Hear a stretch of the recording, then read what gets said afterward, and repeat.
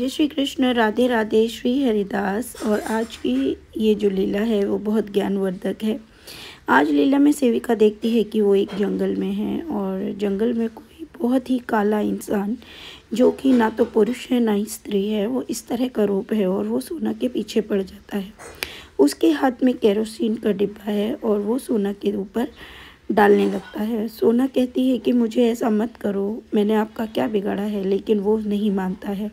और वो पीछे से एक और व्यक्ति आ जाता है, जो कि वो भी उसकी भी बीच की अवस्था है और वो भी आके थोड़ा सा अग्नि जो है उसको जला देता है, जिससे सेविका के शरीर में आग लगने लगती है। लेकिन वो कृष्ण कृष्ण कर रही है, जिसके कारण उसके शरीर में आग का कोई भी प्रतिबिंब उसको नहीं दिखता है और ना ही वो जलती है। सिर्फ ये लगता है कि हाँ, आग जल रही है। और ये चीज़ होते हुए वो कहती है कि ये तुम ठीक नहीं कर रहे हो मेरे साथ। लेकिन वो व्यक्ति कहता है कि ये मुझे कार्य दिया गया है और मैं ये कार्य करूँगा। और ये सोचते हुए सेविका कहती है कि अगर मेरे जीवन में प्रारब्ध लिखा है और मुझे अगर बुरा ही भोगना है, तो मैं अब इसके लिए स्थिर हूँ और मैं अब ऐसे ही डटी रहूँगी। तो ये बात सुनकर वो व्यक्ति अब उस सेविका को कुछ भी हानि नहीं पहुँचाता है। तभी एक और व्यक्ति आता है जिसके हाथ में तलवार है और वो भी उन्हीं की प्रजाति का है। और वो उसको सेविका को पकड़कर एक मंदिर में ले जाते हैं और जहाँ मंदिर में ले जाते हैं वहाँ पर सब लोग बोल रहे हैं यल्लम्मा यल्लम्मा यल्लम्मा। तो सेविका डर जाती है कि ये कौन से स्थान पे मैं आ गई हूँ। तो वो कहती है, क्या ये रेणुका माता का मंदिर है? क्या ये रेणुका माता का मंदिर है? तो वो कहते हैं हाँ, ये वही उन्हीं का मंदिर है। तो वो देखती है कि वहाँ पे 6 व्यक्ति जो है सेविका के पीछे हैं और वो उसी प्रजाति के हैं, मीन्स ना तो वो पुरुष है ना ही वो स्त्री हैं। और सेविका, और वहाँ पर एक और मोटी सी औरत है, बहुत मोटी सी औरत है और उसके गले में एक हार है। उस हार को देखकर सेविका कहती है, ये हार तुमने कहाँ से लिया? मुझे भी मेरी मैया के लिए चाहिए, देवी मैया के लिए। तो वो बोली कि ये हाँ, रेणुका मैया पहनती हैं। तो वो सेविका को बताती है कि मैं बता दूंगी तुमको कि ये कहाँ पे मिलता है। सेविका उसको देखती है और देखने के बाद वो आगे की तरफ जाती है। वो देखती है कि वहाँ पर सेविका के कुछ वस्त्र पड़े हुए हैं और उन्हीं वस्त्रों में एक वस्त्र मेरा भी है। तो सेविका कहती है, हमारे वस्त्र यहाँ कौन लाया? तभी सेविका देखती है कि फ़ोन पर उसकी एक जान परिचित का फ़ोन आता है। तो सेविका कहती है, क्या ये जान परिचित वाली ने मेरे वस्त्र यहाँ पहुँचाए हैं? लेकिन वो कुछ नहीं कहती। और तभी वो ये बात देखकर वो देवी माता की मूर्ति की तरफ देखने लगती है। जब वो देवी माता की तरफ देखती है तो देवी माता का जो शरीर है वो धड़ तक है, मतलब सर से लेकर यहाँ हमारी कमर तक, वो उसको देखती है। और मैया ने दोनों ही नाकों में कुछ नथ पहनी हुई है और मैया का जो स्वरूप है, आँख निकली हुई है, एकदम बहुत अलग। ना मैया पुरुष लग रही है ना मैया स्त्री लग रही है। तो वो मैया से कहती है कि मैया, तू कैसी माँ है जो अपने बच्चों को कष्ट देती है? क्या माता कभी अपने बच्चों को कष्ट देती है? बता तू मुझे कष्ट क्यों दे रही है? तभी मैया कहती है कि इन लोगों को जो तू देख रही है, जो इस योनि में आज इस जगत में है और जो मेरे नाम से गलत कार्य करते हैं, उन्हें इसी जन्म में ये योनि इसलिए मिली क्योंकि पिछले जन्म में भी इन्होंने यही कार्य किया था।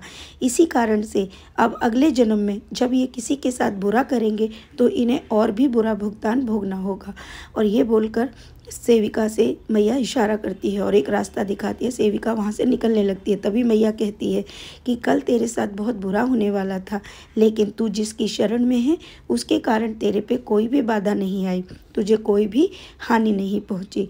तो सेविका कहती है, हाँ मैया, लेकिन ये चीज़ मुझे बता कि ये जो हार है ये कहाँ मिलेगा? तो वो कहती है, तो एक नाम आता है उसमें, विकास माय लव फैशन करके एक दुकान है जो कि इस मंदिर के आसपास है, वहीं पर ये हार मिलेगा। और सेविका ये बोलते हुए और करुआ का नाम लेती है और कहती है, काश आज मैं सोई ना होती तो मैं अपने करुआ के लिए कुछ और बना लेती। तो तभी से स्वप्न ही चल रहा है। स्वप्न में ही वो महिला जो एक अम्मा बनी है, उन सब की वो बड़ी है, मतलब कोई बड़ी औरत है जिसको सब अम्मा अम्मा कह रहे हैं, उसी के द्वारा ये कार्य करवाए जाते हैं। तो वो जो उसमें व्यक्ति है जिसने सोना के ऊपर केरोसिन डाला था, तो वो कहता है कि मैया, ये लड़की बहुत अच्छी है, मैं इसको अब कोई हानि नहीं पहुंचाऊंगा, तुम मुझे कोई और कार्य दे दो। ये सुनकर वो आगे बढ़ जाता है और वो किसी और कार्य में लग जाता है। सेविका वहाँ से निकल जाती है और वो कहती है, मैं अपने करुआ के लिए नया श्रृंगार बनाऊंगी। तो प्यारे भक्तों, ये मैंने आपको पूरा फुल तरीके से नहीं बताई है ये लीला, ये बहुत शॉर्ट में आपको बताई है। इस लीला के माध्यम से प्रभु जो ज्ञान आपको देना चाहते हैं वो समझ लीजिए कि जो भी मनुष्य इस दुनिया में किसी के लिए बुरा कार्य करता है, यहाँ प्रभु बोल रहे हैं हम भगवान का नाम लेकर या भगवान के द्वारा उन गलत क्रियाओं को करते हैं, किसी पर तंत्र करते हैं, कोई गलत तरीके से हम इस्तेमाल करते हैं। हमको भगवान ने जिस योनि में दिया है दूसरों का भला करने के लिए दिया गया है, ना कि किसी को के साथ बुरा करने के लिए। यहाँ प्रभु बता रहे हैं, यहाँ माता भी इस बात का संबोधन दे रही हैं कि मैं उनकी इन क्रियाओं से खुश नहीं होती, मैं अच्छा और बुरा सब जानती हूँ। ठीक है, यहाँ पर माता ने इस बात का बोध कराया है।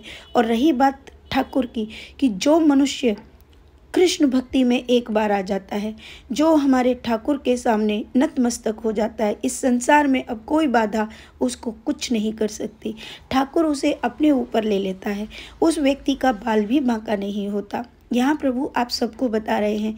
रही बात जीवन में हानि की या लाभ की या दुख की या कष्ट की, ये सारे हमारे जीवन में किसी न किसी पीड़ा से कहीं न कहीं लिखित होते हैं। हमने किसी न किसी जन्म में कुछ बुरा किया होता है, क्योंकि आत्मा तो अजर अमर है, बस ये शरीर धर के ही तो आई है और शरीर नया है लेकिन आत्मा पुरानी है। इसलिए उसके द्वारा किए गए अच्छे और बुरे कर्म इन शरीरों को ही भोगने पड़ते हैं, जिसके लिए अनंत शरीर अनंत जन्मों में मनुष्य को धारण करने पड़ते हैं। इसीलिए कभी कोई माँ बनकर हमें कष्ट देती है, कोई पिता बनकर, कोई भाई बनकर, कोई बहन बनकर, कोई पति बनकर, कोई बाहर का व्यक्ति बनकर, कोई अनजान बनकर जब हमें कष्ट देते हैं तो हमें एक प्रार्थना करनी चाहिए। हमें प्रभु से ये बोलना चाहिए कि हे प्रभु, इस आत्मा के लिए अनंत जन्मों में से किसी भी जन्म में अगर मुझसे कोई त्रुटि हुई है, मुझसे कोई गलती हुई है, उसके लिए मैं क्षमा याचना मांगती हूँ, मुझे माफ़ किया जाए। और जो व्यक्ति निरंतर ठाकुर जी की सेवा में लगे रहते हैं, अब उसका कोई भी बाल बांका नहीं कर सकता। चाहे कितने भी जंत्र तंत्र मंत्र कर लो, तुम्हारा कुछ नहीं होगा। लेकिन हाँ, जो व्यक्ति किसी को हानि पहुँचाने के लिए इस तरह की गलत क्रियाओं का, गलत तरीकों का इस्तेमाल करते हैं, उसके लिए चाहे आप देवी के पास जाइए या संसार के किसी भी देव के पास जाइए, क्योंकि आप भूल रहे हो ये जितने भी देव हैं या जितने भी दुनिया में शक्तियाँ हैं वो सारी कृष्ण ही हैं। क्यों? गीता भूल गए? गीता में कान्हा जी क्या कहते हैं? जब वो अपना विराट स्वरूप अर्जुन को दिखाते हैं तो कृष्ण कहते हैं कि मैं ही हूँ, सिर्फ मैं ही हूँ, सब जगह मैं ही हूँ। अब कृष्ण जब ये रूप दिखाते हैं तो अर्जुन नीचे बैठा देख रहे हैं। अब रूप क्या दिख रहा है? अरे भगवान कृष्ण में ही भीष्म है, भगवान कृष्ण में ही कंस है, भगवान कृष्ण ही अर्जुन है, भगवान कृष्ण ही कुंती हैं, भगवान कृष्ण ही सब कुछ है। यानी कि मैं ही हूँ, सब कुछ वही है। अब हमारे जीवन में वही कर्म यानी करने वाला भी ईश्वर ही है। अगर कोई हमारे जीवन में बुरा कर रहा है तो वो कृष्ण बनकर उसे काटने के लिए हमारे जीवन में आया है, लेकिन इसका शरीर अलग है। ये भोग योनि है। यहाँ आपको अच्छा और बुरा भोगना होगा, लेकिन इस जन्म के आपके अच्छे कर्मों के द्वारा आपके पुराने जितने भी बुरे कर्म हैं वो कम हो जाएंगे, समाप्त नहीं होंगे लेकिन ना के बराबर हो जाएंगे। तो प्यारे भक्तों, इस बात का विशेष ध्यान रखें, किसी भी आत्मा को, किसी भी मनुष्य को कभी भी कोई हानि मत पहुंचाओ, किसी के लिए बुरा मत करो। आज आपके जीवन से कोई जा रहा है, कोई आ रहा है, कोई कुछ कर रहा है, लेकिन आप किसी के लिए बुरा क्यों कर रहे हैं? सिर्फ अपने लिए सुख पाना, अपना स्वार्थ देखना, ये महापाप है और इस महापाप की सज़ा प्रत्येक को भोगनी होगी, चाहे वो इस धरती पर जन्मा कोई भी क्यों न हो। जब देवों को बुरे कर्मों का भोग भोगना पड़ा तो तुम मानव क्या हो? आप समझ रहे हो? मैं ये उन लोगों तक ये संदेश पहुंचाना चाहती हूँ जो कोई भी किसी को भी कष्ट पहुंचाता है, कृपया किसी को कष्ट मत पहुंचाइए। ये जंत्र तंत्र मंत्र ये कृष्ण से बढ़कर नहीं हो सकते, ये कृष्ण से बढ़कर नहीं है। ये सब तुम जो कर रहे हो अपने कर्मों को बुरा बना रहे हो। क्यों अपने कर्मों को बुरा बनाते हो? अरे अच्छे कर्म करो। किसी जंत्र तंत्र मंत्र से तुम्हारी बीमारी सही नहीं हो जाएगी। जो तुम्हारे भोग इस शरीर को भोगने हैं वो तुमको भोगने होंगे, और ऐसे कर्म करने से तुम्हारे भोग और बढ़ जाएंगे। किसी को खुश देखकर तुम्हारी आत्मा को प्रसन्नता होनी चाहिए, दुख नहीं। कोई तुमको कष्ट पहुंचा रहा है, तुम ये क्यों नहीं सोचते कि तुम भी तो वही कर रहे हो। किसी ने तुम्हें कष्ट पहुंचाया, अब तुम भी तो वही कष्ट पहुंचाना चाहते हो। ऐसा कर्म करके उसके कष्टों को भी तुम काट रहे हो और अपने कष्टों का जो झोला है उसको डबल कर रहे हो।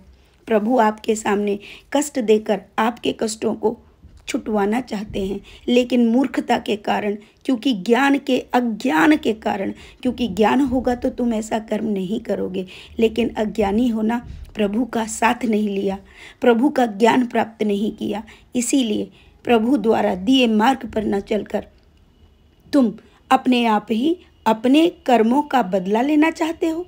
किसी ने तुमको मारा, अब तुमने सोच लिया अब तो मैं इसको मार के ही छोड़ूंगा। अरे मूर्ख, प्रभु तो तुझे ये चीज़ें इसलिए करवाई ताकि तेरे पिछले जन्मों के अनंत पाप कट जाएं, लेकिन तूने क्या किया कि तू उसी को दोबारा से कर्म की सज़ा देकर अपने ही नहीं उसके भी बुरे कर्मों को अपने हाथ पर ले रहा है। क्योंकि यहाँ पर जीवित तो कोई रहने वाला नहीं है, 60 वर्ष से ज़्यादा तो अब उम्र भी नहीं बची, तो कौन से जन्म और कौन से मरण की बात करते हो। कहाँ के लिए जीना चाहते हो, कब के लिए जीना चाहते हो। जितने दिन हो उतने दिन सुख से जियो, सामने वालों को खुश, और दूसरों से स्वार्थ क्यों चाहते हो। मुझे ये मिल जावे, कोई मेरी आके सेवा करे, कोई मेरे लिए भोजन बनाए। अरे भाई, ये क्षमता रखो कि तुम किसी के लिए क्या करते हो। तुमने किसी को जन्म लिया या जन्म दिया तो तुमको लगता है कि जो जन्म देगा, तुमने कोई कर्म कर दिया, तुमने किसी को कोई कार्य करके दिया तो वो उसके बदले में तुमको दे, तो इसका मतलब फल की चिंता तुमने पहले ही कर ली। और कान्हा जी कृष्ण क्या बोलते हैं गीता में कि अगर तुमको जो कर्म दिया है तुम उसके फल की चिंता करते हो तो तुम्हें ही उसका भोग भोगना होगा। तुम फल की चिंता के कारण अवसाद में चले जाओगे, क्योंकि तुम जो सोच रहे हो वो तो तुम्हें मिलने वाला नहीं है। तुम्हें तो कर्म करना था बिना फल की चिंता किए। तो देखो, ज़्यादा ज्ञान के लिए ज़्यादा कुछ करने की आवश्यकता नहीं है, सिर्फ भगवत गीता का अध्ययन करो।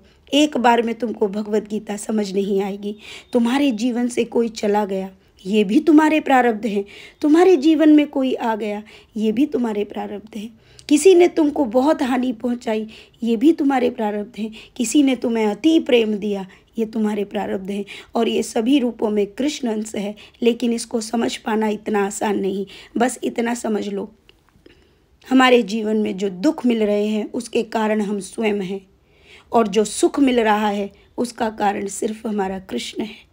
ये समझने की चेष्टा करो, और समझ जाओगे तो सुख को प्राप्त करोगे, अन्यथा भटकते रहोगे, ना इस जीवन में जी पाओगे, इस जीवन को भी त्याग दोगे। क्योंकि एक दिन आएगा कि हम इस शरीर को त्याग देंगे, फिर क्या करोगे। अनंत योनियों में भटकते रहोगे, कहीं लटके होंगे, कुछ कर भी नहीं पाओगे, क्योंकि आत्मा तो अजर अमर है ना, वो तो कहीं ना कहीं लटकेगी।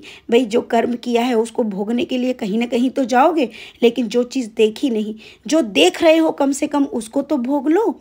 आराम से आनंद के साथ जियो और जीने दो। खूब सारा प्रेम। राधे राधे। श्री हरिदास।